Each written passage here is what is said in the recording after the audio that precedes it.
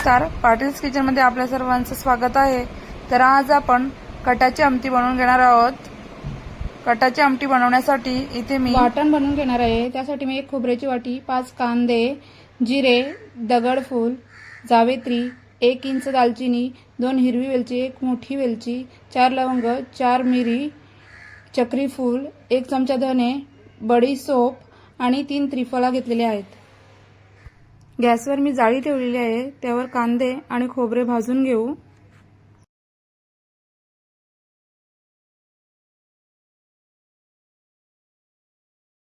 कांदे दोन्ही बाजूनी व्यवस्थित भाजून घ्यायचे।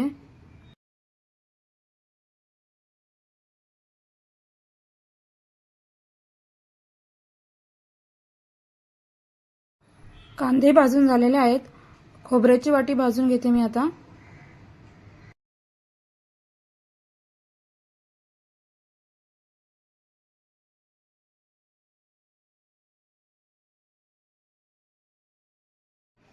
कांदे आणि खोबरे भाजून झालेले आहे।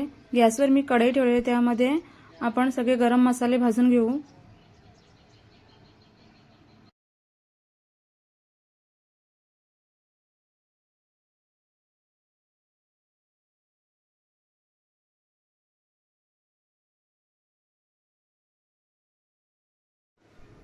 गरम मसाले भाजून झालेले आहेत। आपण आता कांदे खोबरे कट करून मिक्सरच्या भांड्यामध्ये टाकून घेऊया।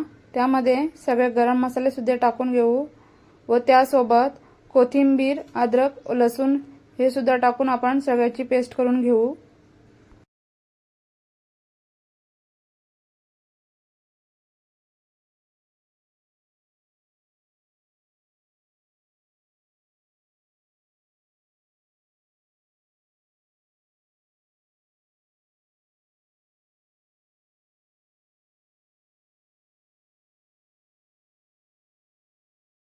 इथे मी 15 ते 20 लसणाच्या पाकळ्या, अद्रक आणि कोथिंबीर घेतलेले आहे, ते आपण यामध्ये टाकून घेऊया।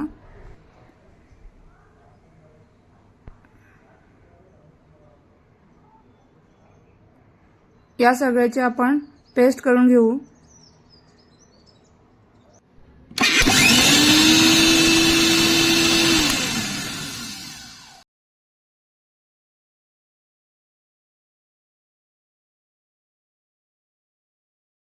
वाटण तयार झालेला आहे।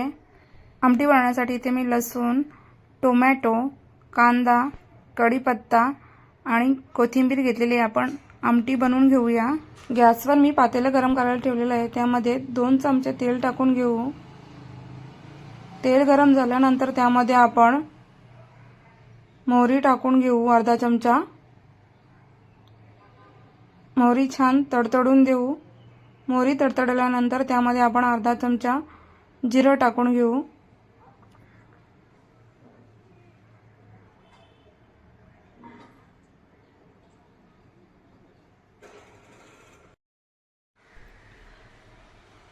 त्यामध्ये आपण 2 तमालपत्र टाकून घेऊ। लसूण टाकून घेऊ। कांदा कट केलेला टाकून घेऊ। कढीपत्ता याला आपण फ्राय करून घेऊया थोडा वेळ। थोडं गोल्डन ब्राउन झाल्यानंतर त्यामध्ये आपण टोमॅटो टाकून घेऊ।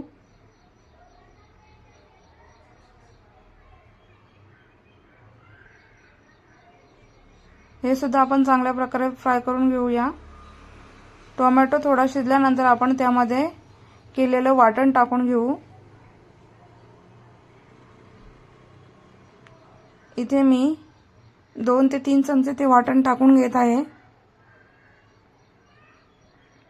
याला आपण चांगल्या प्रकारे तेल सुटेपर्यंत फ्राय करून घेऊया। तेल सुटल्यानंतर ते आपण मसाले टाकून घेऊ। हळदी पावडर, आगरी मसाला टाकले 2 चमचे, काश्मीरी लाल मिरची मसाला 1 चमचा आणि गरम मसाला। याला फ्राय करून घेऊ आपण तेल सुटेपर्यंत। यामध्ये आपण आता कट टाकून घेऊया।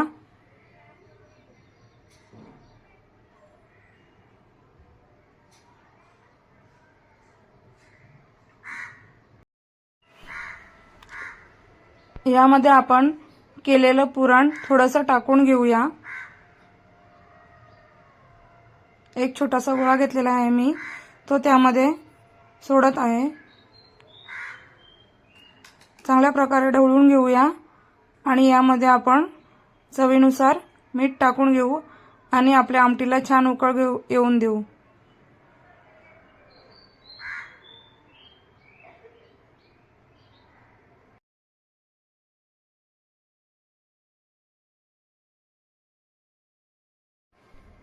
आमटीला आता उकळ आलेला आहे. त्यामध्ये आपण कोथिंबीर टाकून घेऊया बारीक चिरलेली.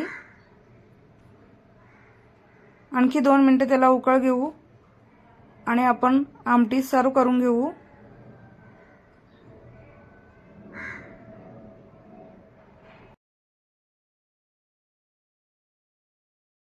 कटाची आमटी तयार आहे. तुम्हाला जर पुरणपोळी व कटाची आमटीची रेसिपी आवडली असल्यास आपल्या चॅनलला लाईक करा, शेअर करा आणि जास्तीत जास्त सबस्क्राईब करा.